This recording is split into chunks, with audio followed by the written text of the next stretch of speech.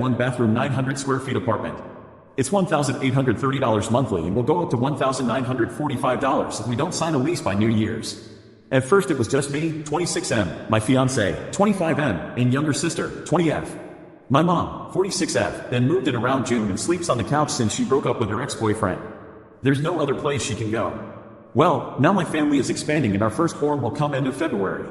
I really want to get us out of this apartment because it's too small for all of us and the neighborhood is starting to get unsafe with a lot of recent car break-ins, including mine twice, fiancés, and moms. The average rent for 3-bed 2-bath is looking around $2,200. As of now, we split rent evenly. I'm in sales so my take-home varies. This year it'll be around $60,000 due to me being moved to a slower store, but now I'm permanently back to my high-traffic store, which should go up next year. I also do photography on the side but haven't been really putting much effort in it. My fiancé, I believe, brings around $40,000.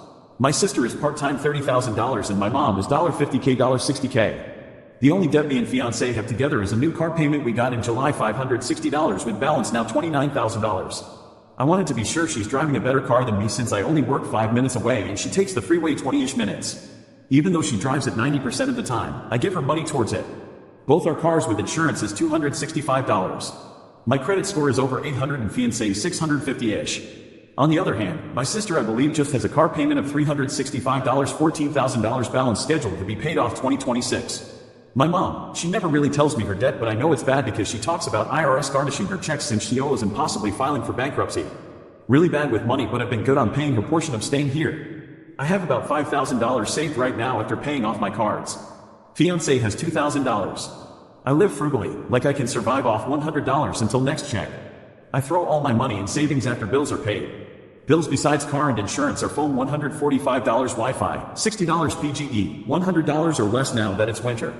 Groceries, $400 maybe when we decide to actually go to like Costco or Food for Less. I know lately we've just been eating out for dinner drive-thru since sometimes it's cheaper than buying groceries. Water/sewer/trash, $160, not sure what else to list. We were planning on having a baby shower in January, so I know that'll be maybe $1,000 off my end, but we've decided if we can rent a house with a nice backyard, we'd have it there. Ava for ending a friendship with someone I have inappropriate feelings for. So I, 28, male, have recently ended a friendship that I was getting far too emotionally attached to. I'll call her Ann, 20, female, here. Ann is a wonderful human being. She's kind, funny, and not afraid to speak her mind at all. She was also my little sister's, 19, female, best friend growing up. Add to it that I've known this girl since she was roughly 10 years old. Recently, Ann and I have been hanging out a lot. But here's where my personal feelings are forcing me to draw the line and end things. 1. She has a boyfriend. 2. She's too young for me. 3. I can't stand the idea of hurting her. So, I've made the decision that I'm cutting off all contact. As I said, she's too darn young and she has a boyfriend. So, I blocked her number and her Facebook, and when she tried calling my sister earlier, I made myself busy so that I couldn't talk. As I said, she doesn't deserve to be hurt by me and my BS, so I'm taking myself out of the equation. My brain says that that's the right move, but it hurts so much to do it. I really do like her, and I respect her immensely. That's why I feel it's best to let her go, no matter how much it hurts me. But my personal feelings for her are making me doubt my decision to cut myself off, so I really need to know. Am I the bad apple? I can't lie to her. And she doesn't deserve to know that. From her perspective, her friend has been perving over her. What do I do?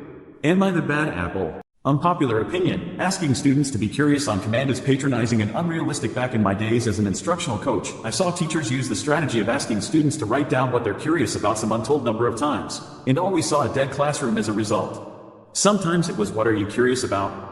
With regards to the subject of the day, ecosystems, pronouns, etc. And sometimes, Lord help us, just before we go to our weekly library visit, make a list of the things you're curious about. Students do not have a finite, index stack of subjects they are curious about. If they did, it almost certainly wouldn't match the subject at hand at the moment you're looking for it.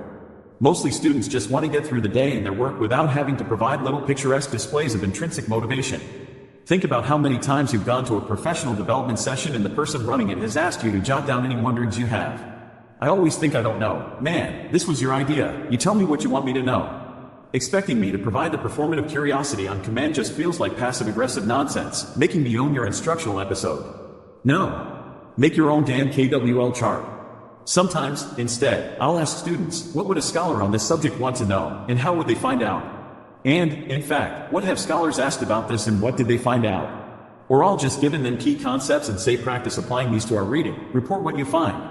Then we discuss and practice writing with those concepts and key background information in hand. Anyway, that's the rant.